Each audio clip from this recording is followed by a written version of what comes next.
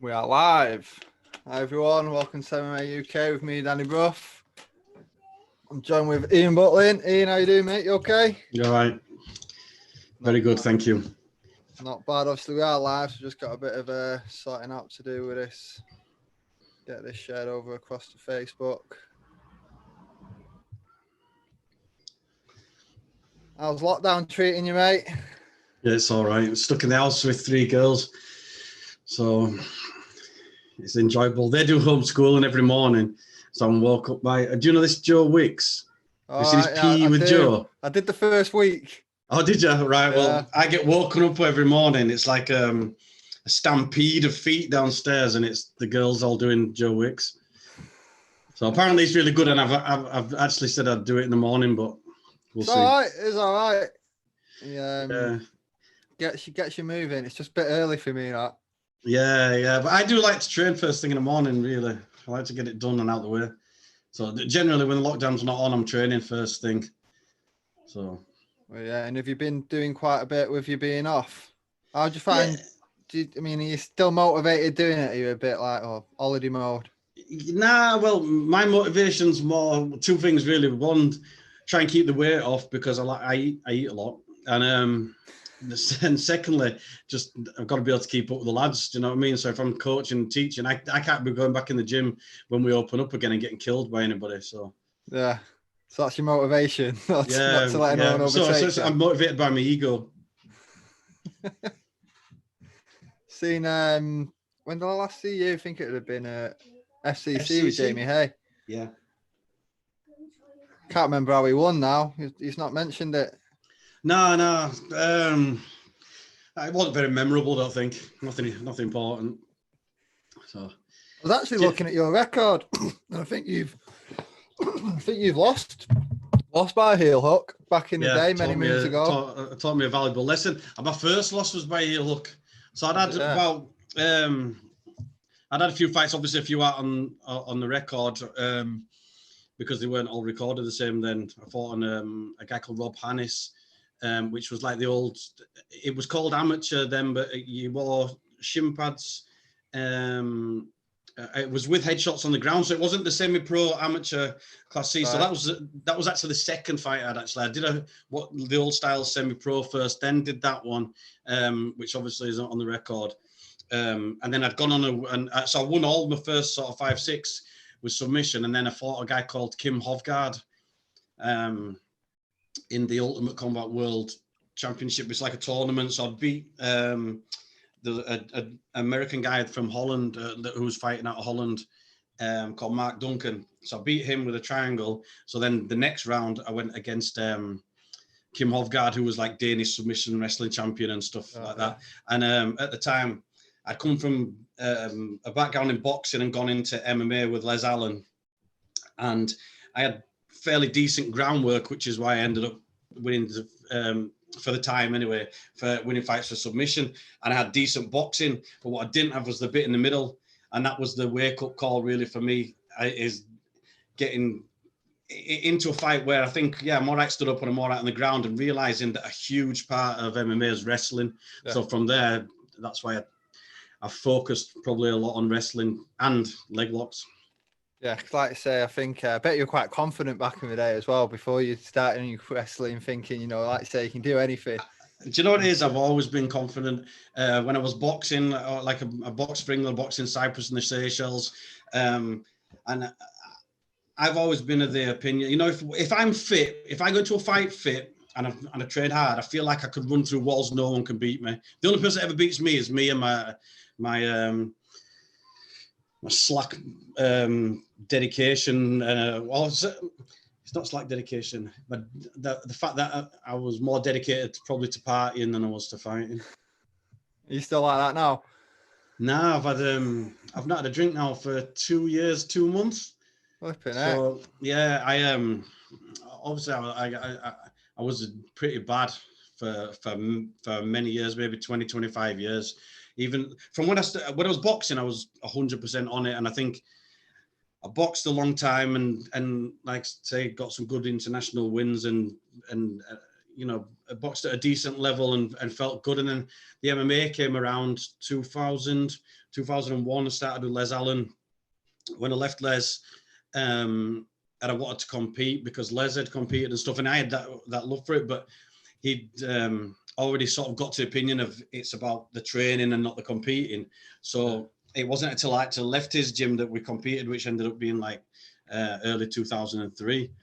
But even my first few fights, I wasn't really sort of heavy drinking and stuff. I was at uni, gone on, gave up.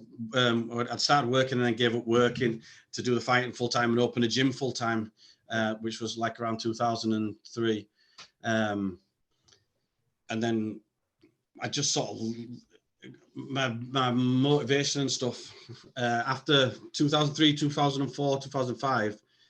I was supposed to have a fight with Charles Crazy Horse Bennett, that was lined up on King of the Cage UK. That fight fell through. That was mid 2005. Something to do with customs or something, you know, the guy's a lunatic, you know. And then after that, there was my friend had a car crash. I had my uncle killed himself. There was a lot of things all happened just after that. And I started drinking heavily. And that was, like I said, 2005 until 2 years ago, when I woke up in hospital and I had a burst ulcer. So, and now you're on espresso at 8 o'clock. Now I'm on espresso, yeah. Hey, the good Nespresso machines. Our life's changed. Yeah, that's it. But do you know what it is? It's a bad thing when it happened, and obviously a shock for everyone. I woke up like not knowing what was going on and seeing my missus crying and doctors and nurses all around me and all these pipes in me and stuff. And really, like, looking at it now, it's probably the best thing that could have happened to me because I wasn't in a good way. So, like I said, I've not touched a drink or anything else since. Not even like so much as an aspirin or anything. So, feeling good. Yeah, it's I'm crazy fitter now than when I was fighting. I know. I was about to say that. I bet you're fitter now than you were back in day. Yeah. But I'm not a big drinker either, and I used to work away a lot, so always out in the pubs every night. And I tell you what, it's so much better just not doing it. Yeah, it's something to well. I wouldn't have listened if anyone had told me, but if I known how good I was going to feel now, I probably would have stopped earlier. But you can't tell people, can you? If you do it, you don't. Yeah, I had some good times. You know what? I wouldn't even change any of it. So I'm lying if I say that I stopped. Nothing would have stopped me. Waking up with a shock like that is probably the only thing that would have stopped me. Yeah. And so since lockdown, you must be going double crazy then. Yeah, I'm drinking too much coffee. I just feel wired. But no, I've got so much stuff done that I needed to do, and I've honestly used it for some really good time. So it's been a benefit, but I've kind of got to the end of my to-do list, and I'm pretty much ready for it to be over. Yeah. Have you got a big plan to get back to normal after the lockdown? Have you got anything set in stone, or just a lot of ideas? No, just like I said, plans with the lads. Got a lot of good lads coming through. Obviously, Jamie, you've seen, you interviewed last week. Got Lewis, Ridley. He's good. Got one of the guys from Team Quantum and Rio Grappling, and you know from the start. Ollie Sykes, who's a top kickboxer, has been grappling me now for over a year. His dad Bob Sykes is one of the originals for the karate and kickboxing. You know, sort of nationally and worldwide known, and he's got a good talent as well. I've got a few other blue belts and stuff coming through. Joe Farah, he's going to be good on the submission scene. So yeah, I've got a lot of good guys, and it keeps me on my toes because I need to keep sharp. So my main goal really is get the guys ready, get them competing, and try and get them the best shows I can. Yeah, and you're still doing commentating and stuff like that as well. Yeah, I was. I've done some little bits of sound check this week for Belarusian company, which is through the M1 TV. But the sounds, it's so hard to do the commentating and try to do a live stream from here to there. We've done sound checks a couple of times and stuff, and I'm sat here and I just haven't got fast enough internet, I don't think, because I was stuttering like I'm to watching everything. So maybe that'll come off, maybe not, but I believe M1 are going to have some shows coming up autumn, I've been told. So nice. And I'm guessing you don't know anything about any local shows coming out, just as we don't. It's all a bit up in the air at the moment. Nah, I just don't think you can plan anything. And you know, we've got to have that suspicion that lockdown's going to get lifted and things might get worse and it gets tightened up again. So I don't think we can make any plans. You know, my main thing is I'm getting little bits of training in with a couple of guys, little small group, obviously that live in my household. You know what I mean? And I'm just trying to give out some little like 1-minute instructional videos for the lads on my YouTube channel, just to keep things going. And for Roberto, obviously Roberto Talla is the head of Rio Grappling worldwide, a good friend of mine who came over to live with us again, like 2002, 2003. Right. In the early days, he was one of the first black belts over here. And I've opened a jiu-jitsu club underneath him since I started doing, since I moved away from doing the MMA. And I'm just trying to do little videos and send them out to the whole Rio Grappling group, you know, just to try and keep interest in it. It's tough for the students and stuff in it, and for the coaches, wanting to try and keep people interested when we can't physically contact each other. Yeah. Do you feel a bit less sympathetic? Obviously, you've been in the game, 20 years now? Yeah. So from what it was like when you first started, do you feel a bit less sympathetic for the new lads now? Looking around thinking you got a decent gym, you can turn the telly on and probably find something MMA related. Got YouTube and stuff. But I think it's different because, you know, for us, it was like everybody that was wanting to do it was real proper fighters. You know, you're having to travel for miles and to get to an MMA gym. You had to really, really want it if you wanted to train. Yeah. And I think nowadays the difference is that, you know, it's on your lap, innit? There's maybe 4 jiu-jitsu clubs in Huddersfield, and there's other clubs teaching MMA, things like that. And I just think that it's a bit spoilt for people, and you can get people that are only half-assed that want to get involved, which I've always had a small group because I only want to train people that really want to do it. Do you know what I mean? Yeah. I'm not really financially, if I was doing it for a business, I'd train everyone and just have everyone in, but I'm not. I want good quality guys. And the same, my brother's the same, you know, David, my twin, although we don't train in the same gym together. Well, we do train the MMA, but Dave has his stuff and I have my stuff because we fall out with each other if we train together. So, although all the guys, when they do compete, they represent the team and we work together like that, we do things separately. But Dave's always had the same opinion as me, that it's just people that really want to do it.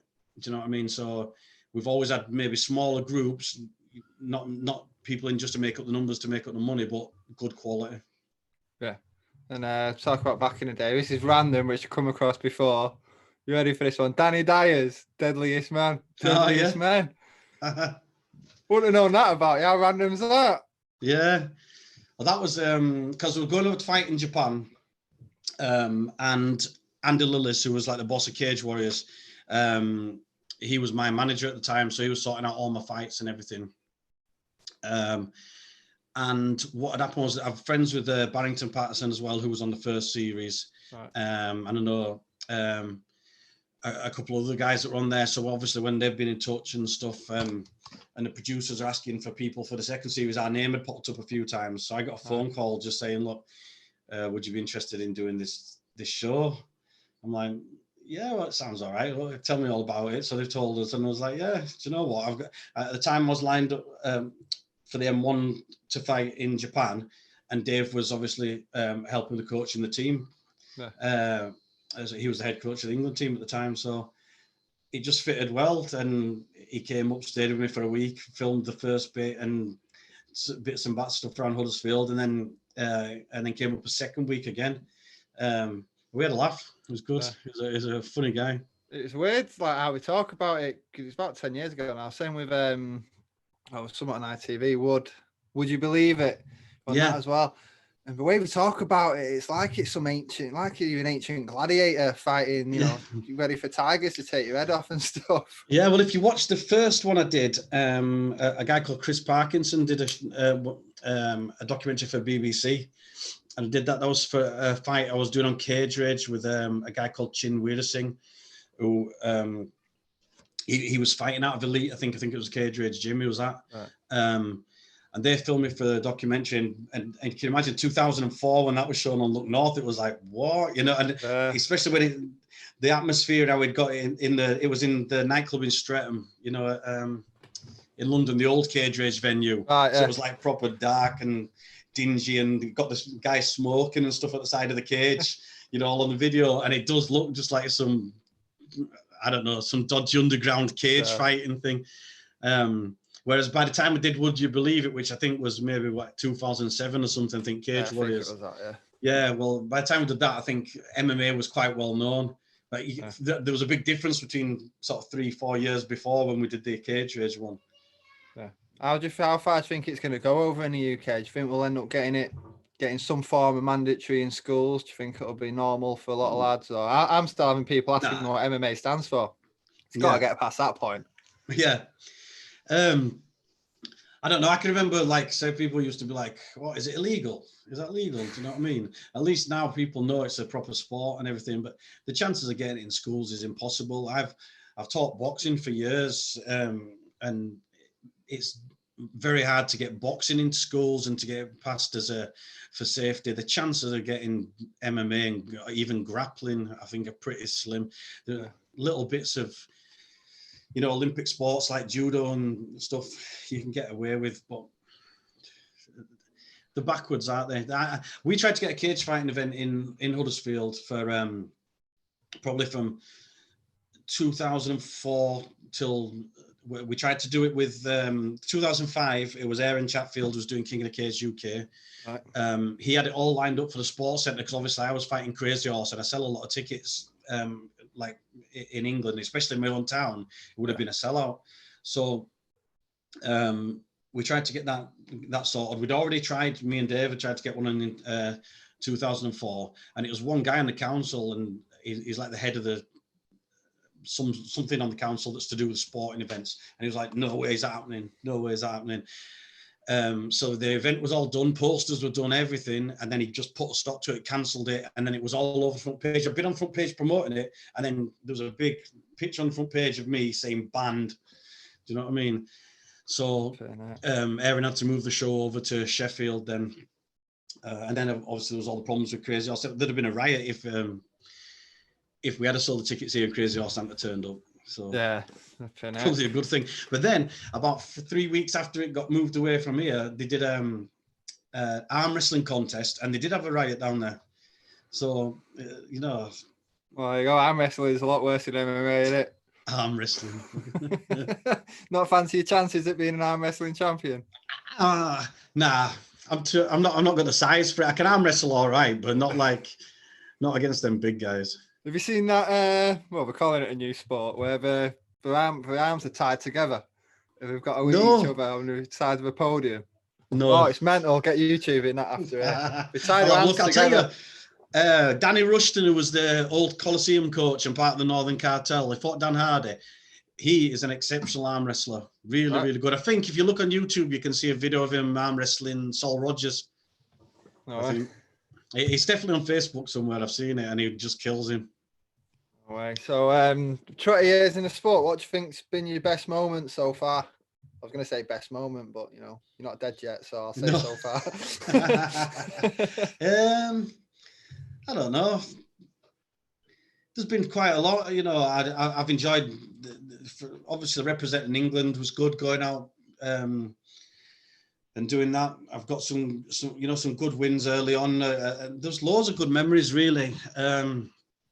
I really enjoyed the sport in the early years. You know, it was the same group of people going around to all the shows. You know, obviously the Northern Cartel guys, Ian Dean and that, the Irish guys, John Kavanagh and that, the Scottish lads, Paul McVeigh and everybody was going to the shows together, and it was just like a little club, you know, just moving around all the different parts. Fight club.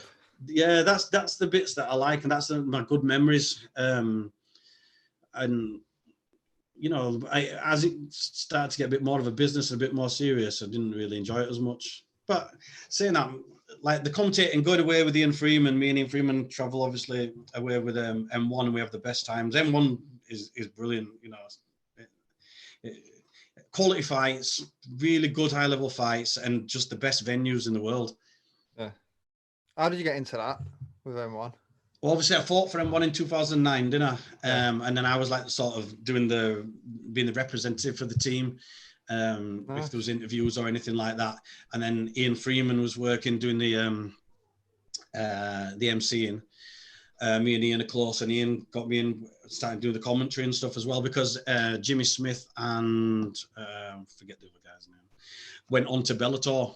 So there was an opening the year after I retired. So I'd had to retire.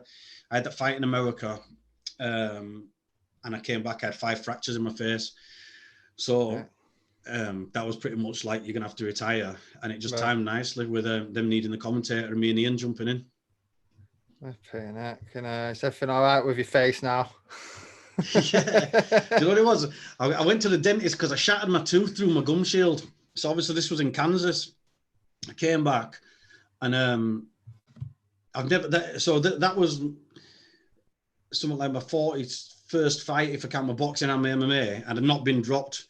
That fight, I just went out thinking, I knew it was a big banger and it knocked everyone out, but I thought, well, with my boxing level, I should be able to at least box with him a bit while I get the takedown and, take him down and submit him, because I've seen the guy's groundwork wasn't that good. He had stopped everybody he'd beaten, but he'd been stopped with submission as well. So I thought, I'll be all right here. So I've flown out, bam, bam, bam. And then the next thing, he started swinging. And honestly, like, you watch the boxing, his boxing is not brilliant, but I felt like I was being hit around the head with a lump hammer. And the first time I've been down in all those fights. And then when I came back with my shattered tooth and everything, I've gone to the dentist. They took the tooth out and everything. I'm still in pain. And they're saying, well, we're taking the root out. You shouldn't have any pain. So then they were worried. And my dad used to be a dentist. He was there with me. And they were like, look, get to the hospital and get an x-ray. So when they've x-rayed me, I had a fracture there, either side, and then both here.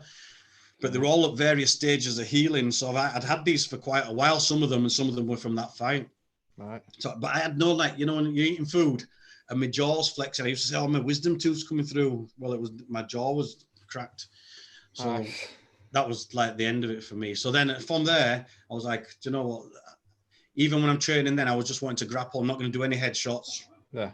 So I had about 6 months off completely, and then just went back grappling and helping the lads and doing the commentating. And then 2010, 2011, I opened up M16 MMA because me and Dave had our first fallout, and I had to leave Quantum. And so I started coaching. No way. So do any of your lads ever fight each other? Nah. We're one team. So we've got Jamie Hayes' gym, my Huddersfield one, and Dave's at Quantum. So we've got 3 gyms there, which are all basically Team Quantum Rio Grappling Club. Obviously, Roberto and Dave are close. Dave and Roberto came over to live. So I was living with Dave when Roberto came over. So 2003, we were all in one house together, training together and everything. They're close friends. But Dave. So after that, we started doing like no-gi and MMA. So we weren't doing the jiu-jitsu, and Dave still never graded, although his grappling's really, really good, but he never graded from blue belt. We both got our blue belts 2003. And then I didn't carry on doing the grading, and I've graded since because I've gone back to doing the gi. But we're all, like I said, we're all one team, and the MMA guys, like you'll see with Jamie, represent Team Quantum. All right, nice. So do you still enjoy the gi? Are you doing it just to get the grading? No, I quite like it. There's some sneaky stuff we do, like Jamie's and the guy Martin over at the Manchester club, the other 2 purple belts there, are really good with some of these gi submissions and tying you up and all this sort of stuff. And I went and trained at Factory, which is a brilliant jiu-jitsu gym. There's a guy came over, Ronaldo Samson or something. Right. I'm terrible with names. I'm the same, mate. I'm the same, David. But he was doing a lot of the gi stuff, tying up and stuff like that. I find it really interesting and it's good. But I do find that when I'm wrestling at a level against guys who are competition, I go back to what I know. Right, I don't start trying to tie them up with the gi or anything like that. Yeah. Obviously, we're live on Facebook, so I've seen a few comments come in. Brilliant. Have you got a cauliflower ear that makes it uncomfortable to wear the other side of the headphone? I've got cauliflower ear, but that's just because I can't turn the levels down in my headphones. I don't know how it works. Who was that? That was Cuppers from MMA UK. Oh, brilliant. Oh, Jesus. If you could change one rule in MMA, what would you change?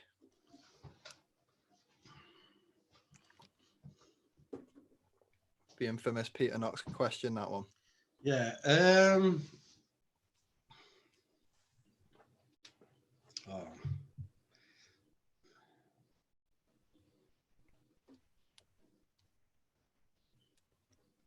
I can't even think. Do you know what? I think that the sport has evolved to a level where I'm pretty happy with how the rules are. I think they're good, you know. And the thing is, you change the way you coach towards the rule set that we do anyway. Yeah. M1 obviously slightly different rules and slightly different judging to how the unified rules are, but I think we're going to probably move together with them working quite closely with IMAF. But no, I don't think there's a problem with the rules at the moment. I think they're actually really good. To say the way that I've seen them change over time, and the way that they've been accepted by the athletic commissions and stuff, I would say that there's not really any. I've got no issues with the rules as they are. Yeah, I think the main one people say is for 12 to 6 elbow. Seems to be a bit pointless. It's just always been there, hasn't it? I don't know. Yeah, if you can't stop yourself doing it, then you're probably not good enough to be fighting those rules. Yeah, someone's asking me if I think I'd beat Peter Knox in an arm wrestle. I'd definitely beat him in an arm wrestle. Yeah, I think you would. I'm confident. Yeah, even I think I would. We had to do a down a pint challenge, and I couldn't even down half a pint. Couldn't you? Shocking. Yeah, I was giving it him a bigger as well. Like, yeah, I'll do it. I'll beat you. Yeah. Couldn't even do half of it. I was absolutely gutted. I used to be able to put away a lot of alcohol, but like I say, I'm on coffee now. Where's you been your best night out?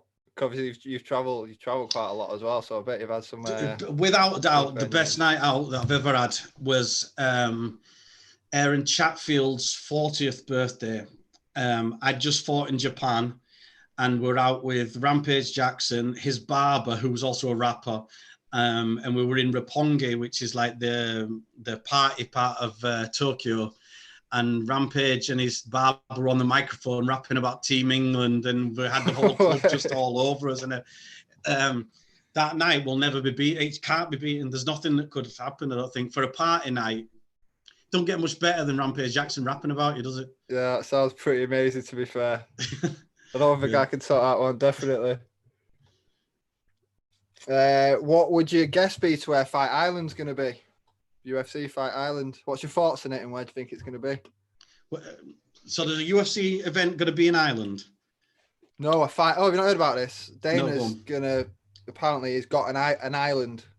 No one knows where it is. Oh, right. Yeah, I have seen something about it. I don't know. Is it in the Bermuda Triangle somewhere? Not got a clue.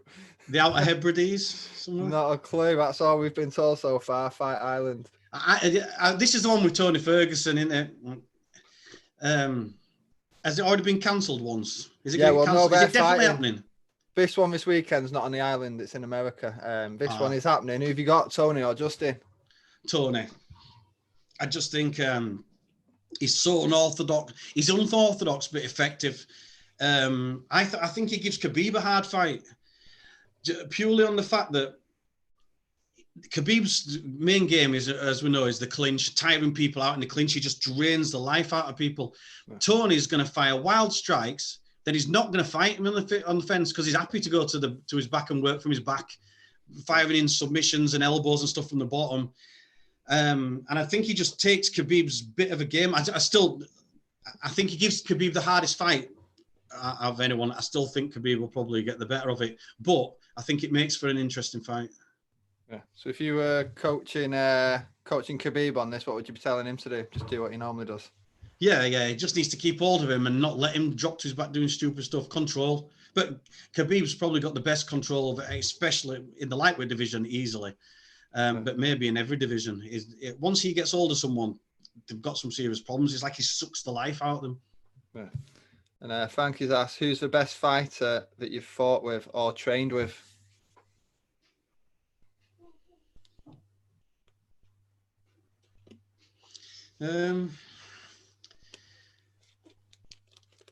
That's a good question as well. I don't know. I've trained with a lot of good guys. The two that I felt like, there's not very much I can do was Tom Blackledge and Rob Broughton when I was training for the England, because obviously I'm 70 kilos and those two are just big monsters who were very, very able as well. Yeah. So, you know, really tough. One of the best strikers that I went over to Ireland to teach seminar at John Kavanagh's gym, and we're doing a striking seminar.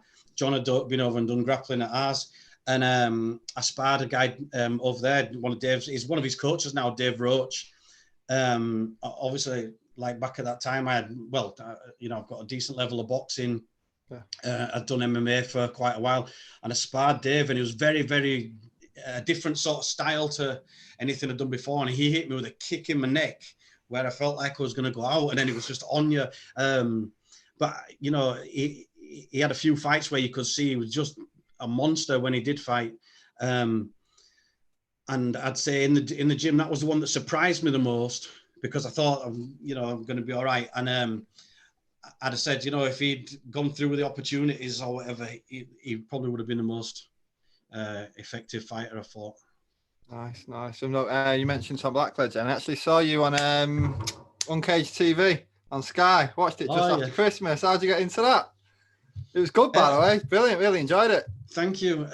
That's been like 3 years in the coming since we filmed the original pilot with Brendan, Kane, Stapes, Ando. So we got that done. And then we've been trying to sort of get a platform to put that out on. And obviously I've got the MMA Uncaged. We were doing the magazine. The magazine stopped. We're looking at putting forward a digital magazine. Right, yeah. And getting the show going, which was supposed to have started week on week. Yeah. But we filmed with Adam Sherfight up at the Preston University. And obviously the university is the first place to close. So after we'd just shown the first one, that's when the university shut. So we're pretty much, that's on hold. Life's been put on hold, hasn't it? Yeah, yeah. It's crazy. But it's just, I can't believe how, like, you've got like a lot of eggs in different baskets, haven't you? Do you know what I mean? It's like, and it's all seems to be MMA related. Is there anything you do that isn't fighting related? Not that I can talk out on here. I'm just kidding. Yeah, I do some other stuff, but majority of what I do, I'm pretty much full-time MMA. You know, like the commentating, coaching, and the stuff with the magazine. A few different other bits and stuff that we've got in the pipeline. It's all pretty much MMA. But I mean, I gave up work. I worked as a medical rep. Yeah. And I did that. I worked for AstraZeneca. I gave up in 2003, and I've been pretty much MMA full time since then. Nice. Bit of a change of career path, right? Yeah, but what happened was I was always boxing anyway, and I boxed and won British University gold and stuff, and carried on competing while I was at uni. And then I did a sports science degree just because I thought it fitted with what I was doing, because I wanted to box. And then I'd started the MMA and everything as I was working. And my friend was a medical rep, and he was like, why don't you try this? I'd been working just as doing personal training at Livingwell in Manchester City Centre.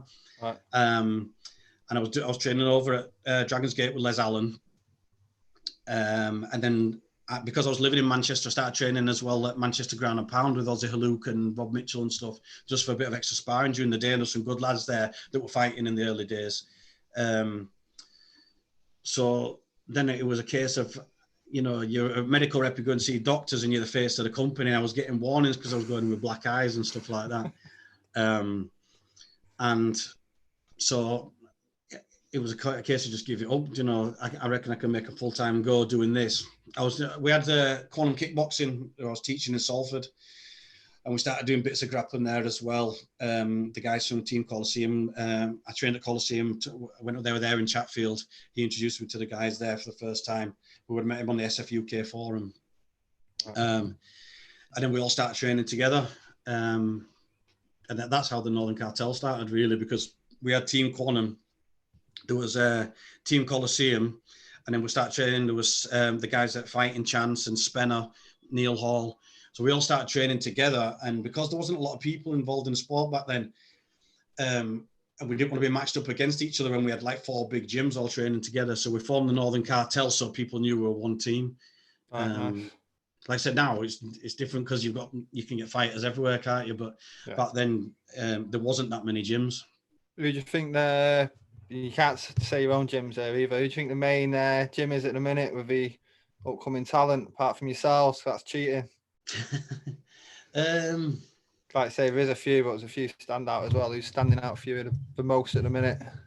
Do you know, if you look, I know that obviously the friends and the part of Rio Grappling and everything, but you can't argue with the talent that comes out at a higher level up in Scotland. You know, James Doolan's got a team there where he consistently churns out good fighters. That's not, you know, it's not a one-off or anything like that. They're consistently good.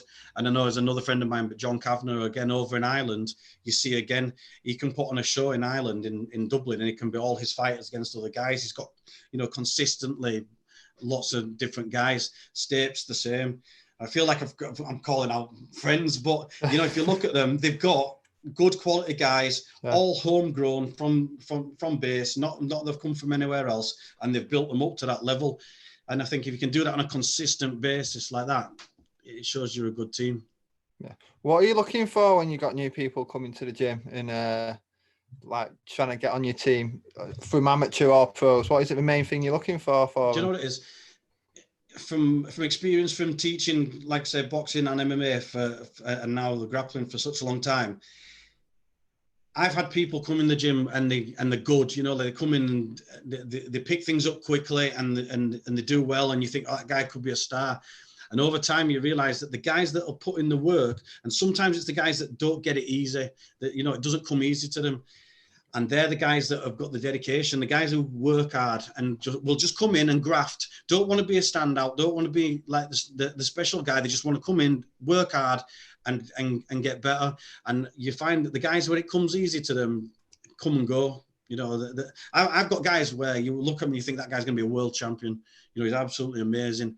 Yeah. And because it comes easy to them, they might not stick out. And I think sometimes your job as a coach is to try and guide them to make, you know, to encourage people to be like that. But, you know, as it stands, for me, I want someone that's going to come in and work hard, get their head down and work hard, not try to come in and try and be a standout star from the start, just to put the work in the graft. No coming in being all cocky and big mouthed.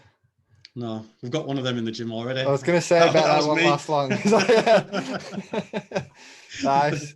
Is there anything that you haven't done that you fancy doing? Like, do you ever fancy like doing a promotion or anything like that?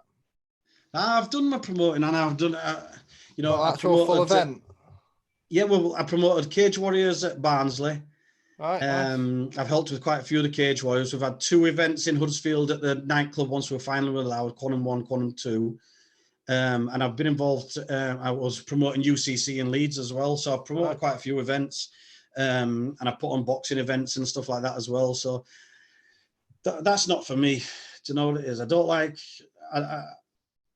the stress of putting on an event. I don't like matchmaking. I can't be asked with fighters pulling out. Do you want to hear the best excuses I've had? Yeah, definitely. I've had one guy that stands out. He was on the poster and everything, like probably like I'm going to sell loads of tickets. And he rang me up on the Thursday. The fight was on the Saturday. I'm going to have to pull out because training's not gone quite as well as I planned it to. I'm like, what the fuck do you mean? Like, did you think you were going to be Dan Hardy by the time the fucking show comes on? Do you know what I mean? It's like, what did you think was going to happen? Like, it's not gone quite as well as I thought. I thought it was going to be Randy Couture. What? He just pulled out because it had not gone as well as he thought. Like, I've never gone into a fight 100%. You've always got something wrong with you, some niggling injury, something's not gone right. But that's half the fun, you know. It's part of the challenge. You get in there and still see what you can do. I'm pretty guaranteed the guy in the other corner's got the same problems. You know, no one goes into a fight 100% when you're training MMA and you're training at such a high level. So I've had worse than that. I've had one guy for the Quantum event who rang me and said that his mum said he can't fight. Okay. I swear on my life I've had that. My mum said I can't fight. What? You should have got her down to do it for him. I don't need it to sign anything. Do you know what I mean? Do you have any issues with parents and stuff? Do you ever get issues with parents after fights and stuff like that? Nah. I don't think I've had any issues like that. Do you know what it is? I think the unlicensed boxing shows, you get more like parents trying to hit people with handbags and stuff like that. That's the one that's a little bit nutty. The MMA, it's hard for for a 50-year-old woman to get in the cage. Can't jump over the top, can she? That's a good fight. Let me check the comments on here again. Obviously, we moved over to YouTube, so it's all changed over to this. So this isn't Facebook Live now. This is different. It's YouTube Live on YouTube Facebook. Live. We moved over from Facebook to YouTube last week. Yeah. So we're going YouTube from now on. Previously to that, it was always Facebook. Moving on to YouTube, which is a nightmare. This is your first one on YouTube, yeah? It's mine, yeah. Yeah. So 2021, seeing that this year is pretty much a write-off, what do you think where you're going to be at the end of 2021? Where do you want to see yourself? What do you think you could be looking back on 2021 and saying, this is what's happened? Well, hopefully, I want especially Jamie and Lewis Ridley to be getting some good fights on good events. I'd like at least by the end of this year, I'm hoping to get them on. We've got a few of the guys coming through. Yeah, that's the main thing. It's more for the students than me, really. Do you know what I mean? Yeah. I'd like to stay injury free and just be training. As long as I'm in there, being good competition and bringing the guys along, then I'm happy. Do you do much spying on them, checking up on them as and when you can, make sure getting on the right path, not getting up to no good? Do you know what it is? Is it because you want to join in? Yeah, but I'm in an awkward position because obviously I'm learning by my mistakes. I partied hard and I know that it had a negative effect on my career, but I don't want to be that guy that's giving up drinking, that sits on his high horse telling everyone else to stop drinking. Do you know what I mean? So it puts me in a pretty awkward position. Yeah. I'd like to guide the guys, but I don't want to be dad. You don't want to become the guy you probably would have hated 20 years ago. Yeah. I can't be that guy. There's no way that I can be telling people not to do stuff I did. And like I said, I enjoyed every minute of it. So. Yeah, who's the biggest joker in the team? I don't know, I've got quite a lot. It's hard to find a serious one. The thing is, Jamie's the coach over at Manchester, isn't he? And he's the same as me. So when you've got the two jokers that are leading the team, they end up just with everybody just the same. Yeah, getting passed down. Yeah, and everyone's got slightly different sense of humour. There's not really any sensible ones. I'm trying to think if there's one that is. I think it's just we do have a real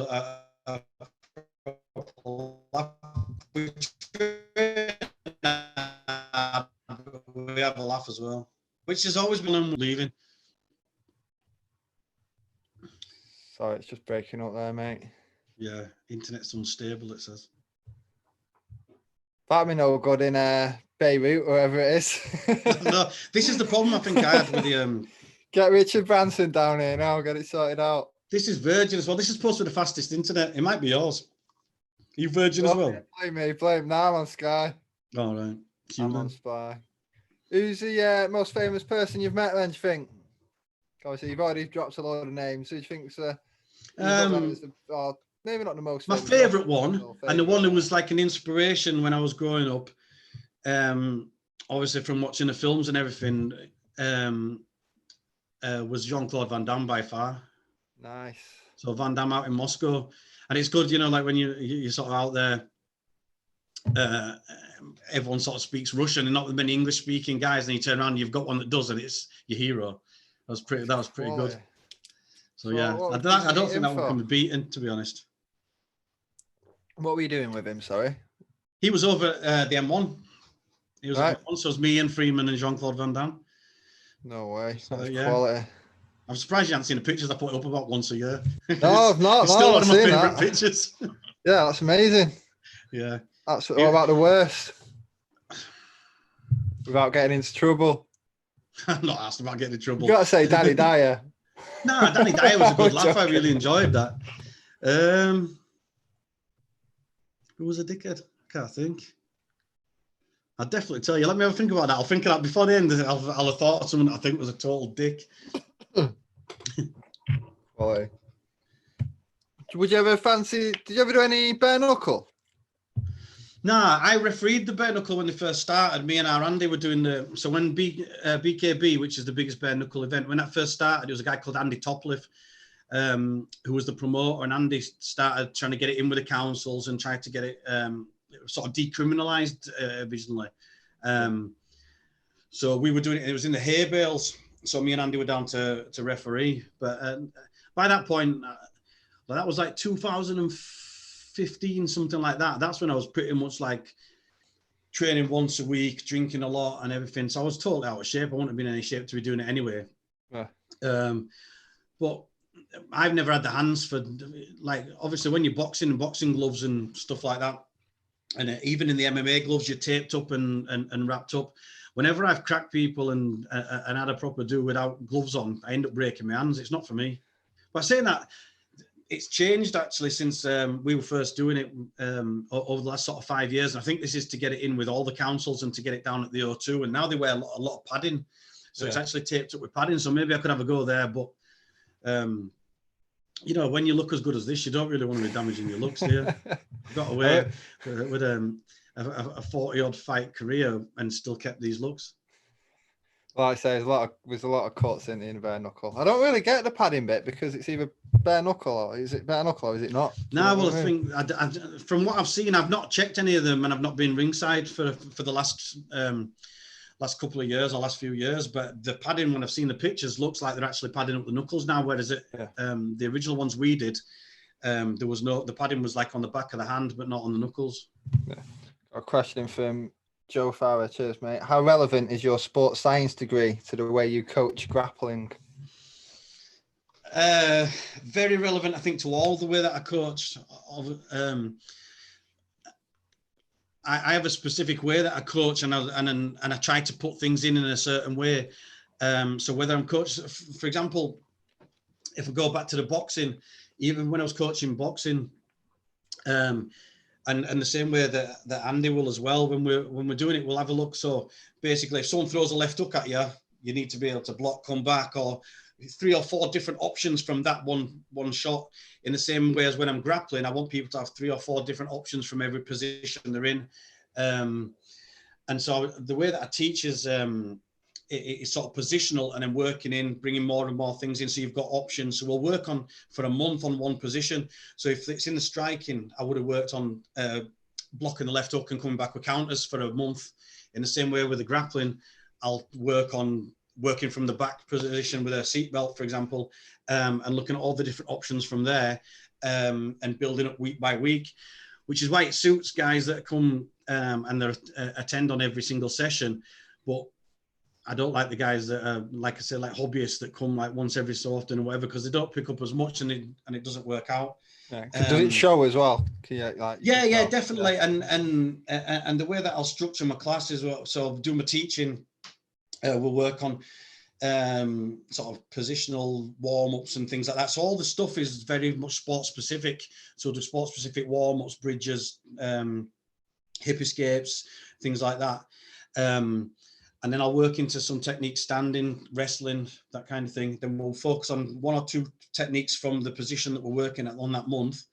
And then we'll do grappling sparring from that position and then full grappling sparring. So I kind of bring things in little by little. And then in the sparring session, in sort of specific sparring, every week I'll add a little bit more to it, So the options are different. You might start in that position, but you've got different options to finish, or you might have different options for starting, but you've got to finish in one way. So it's all like sort of sports science based on a wide coming into a certain finish, or a certain start going into different options of finishes, just to make people think. And like I say, it's like the sports psychology way of teaching. Yeah. Turn it into a game of chess rather than Well, it's like human chess in it, MMA. Yeah. So, and like I say, I do teach the MMA striking still, and that is the way that I'll do it. But I prefer to just focus on the grappling now. Nice. Have you done many grappling competitions? Has it always been? No, I've not competed grappling myself since 2003 on the old submission league, which Carl Tanswell put on, which I thought was brilliant rules. It's like 4 minutes, get out there and try and get a submission. If it was a draw, you got 1 point, I think. Submission, you got 3. And if you lost, obviously 0. And then it was done as a league over the year. So that was quality. But I think my days of competing might be over. Just depends on my body weight, because I can't be asked dieting anymore. You're not a normally healthy eater then? No, I eat healthy. I just eat a lot. You know, I eat out a lot. When this lockdown's not on, that's the one thing I've been missing with the lockdown. I eat out pretty much every day. Nice places, nice restaurants and stuff. And it's not something I'm willing to give up. So who does the cooking? 50-50. I mean, she's got better. So she's got better. I allow her to cook more. But I probably used to do a lot more. I was once where, like, here's an example. So when I was in my apartment, I was first with someone, and I bought some furniture from IKEA.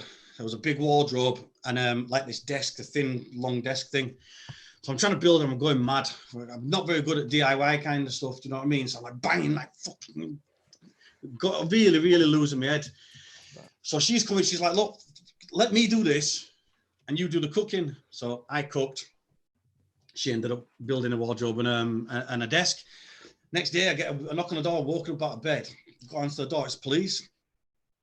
They'd had a report of domestic violence in my apartment. And that was obviously me banging around trying to do DIY and fix stuff. So obviously I've gone on and done the cooking. Do you know what I mean? They're like, what the fuck? I'm saying, someone come out here, tell them I've not beat you up. I've got the boxes for the IKEA furniture outside the door of my apartment. I'm like, look. I said, that's what I was doing. Have you ever... So yeah, so I'm a cook.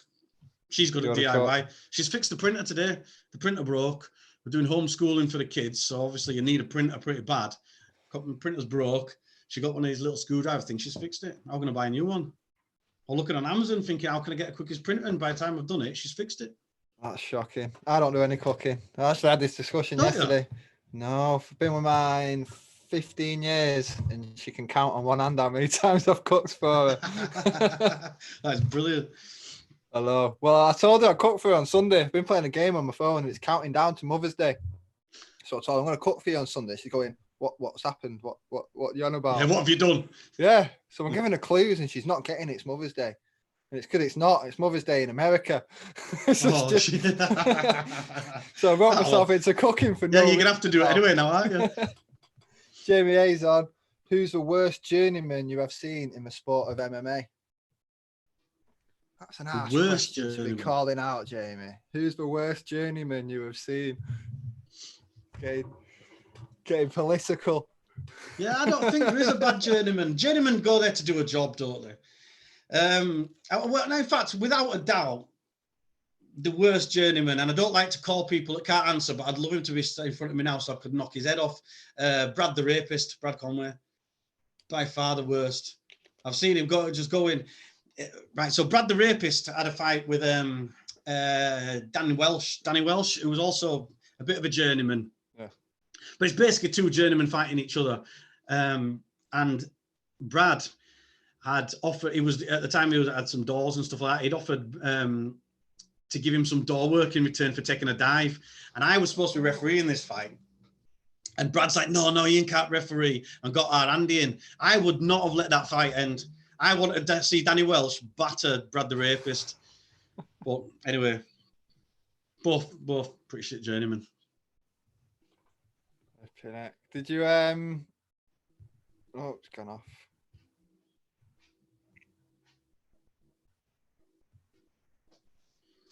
Sorry, it's gone off there. So what do you think? Two shit journeymen fighting each other still. This is what? Cat shit or dog shit. I said two shit journeymen fighting each other. It's fucking terrible, isn't it? For me, I think it was a main event as well. Main event? I think so. No, I think. Did you watch the show the other day about the white collar boxing? No. I think it was last week. Bit of investigating into that. No. What's your thoughts on white collar boxing in general? Though, just saying like how dodgy it can be and how it's unsafe and it's only going to take one person to get seriously injured before it all falls apart. Yeah, but how are they going to get injured? Like, do you know what it is? The main risk I would say with a lot of these fighting sports is guys cutting too much weight and then taking headshots and stuff. I think with the white collar boxing, as long as the guys aren't on drugs or something, you know, you've just got two guys. The referees stop them before anyone gets hurt. Anyway, you've got big padded gloves. Most of them are 16-ounce gloves. It's like hitting someone with a pillow. I don't think there's a massive problem. Do you know what it is? Still now, you've got TV shows that are wanting to make a big drama out of nothing. Yeah. Like a pandemic. Do you know what I mean? Do you think they'll ever do anything about the weight cuts? Like maybe start making it a bit more stricter about what you can weigh, maybe 10 days and 10 days after and things like that? Because that does seem to be a very dangerous part of the sport. Do you know what it is? Whatever you do, fighters, by the way they are going to try and find a way around it. Yeah. I just think, like I said earlier, things are as safe as they can be. I think Safe MMA, Mark Goddard and the guys do Safe MMA are trying to make things as strict and as good as possible. It'd be good if all shows ended up underneath them. But for now, really, like I said, I think the rules have progressed as time's gone on, and it's as good as it can be. Yeah. Well, before I let you go, mate, you still need to tell us the worst celebrity meeting. I can't even think of that. There must be one that I've disliked, but I can't think. Was that somebody's question or was that yours? No, I think I just made it up. I can't remember. I think I just made it up, mate. I don't think I've been disappointed with any that I've met. I think they've all been kind of all right. Yeah. Got to be one. There's got to be one bad one. They always say, you know, it's not always good to meet your heroes. Is there anyone you've met and you've been a bit deflated? Like someone you can't wait to meet? Do you know what? The only one who's been a bit of a dick, and I've been ringside for a lot of shows and things like that, was Carl Frock. Wouldn't have a picture. All right. You know what I mean? But too busy trying to fight in front of 80,000 people down at Wembley, innit? But yeah, he's the only person, in fact. Eh? I've not heard about that one either. No, you don't heard about that one. No, he don't tell a lot of people. He don't tell a lot of people. But yeah, he's the only one who's ever been a dick. And I just won't have a picture. All I was down. His brother was fighting that night down at Nottingham at an unlicensed show, and our Andy was referee, and I was sat ringside. Right. So I was only sat like 2-1 from him. So, yeah, there you go. There you go. News just in. Carl Froch is a dick. Yeah, I don't think that's news just in. That's just confirming what people know. Quality. It's been great having you on, mate. It's been an hour already, mate. I don't know where the time goes. It just absolutely flies by. But cheers for coming speaking to us. I hope your lockdown goes okay. And no doubt I'll see you at some point. Hopefully this year. Hopefully we'll get a show in this year. Like I say, it'd be nice to get a show with get Jamie and Lewis on the show before the end of the year. That'd be nice. At least one. Yeah. Do you have a lot of say over who fights who? Or you just kind of give a bit of advice and I do the matching for our guys. Like I said, I don't like matchmaking events because you just get dickheads pulling out and stuff like that. But I like to specifically look at who my guys are fighting. The last two for Jamie I've not done because he's fighting on FCC. So obviously Jamie and Adam are close. Yeah. But in future I'll be looking at everything. Yeah. Nice. Well, good luck with everything, mate, and hopefully get you back on, and we'll be talking about some actual fights instead of just what ifs and what might be happening. Yeah, definitely. All right, quality. Cheers, fella. Yeah, cheers. Take care, mate. Nice speaking to you. Cheers, mate. Bye.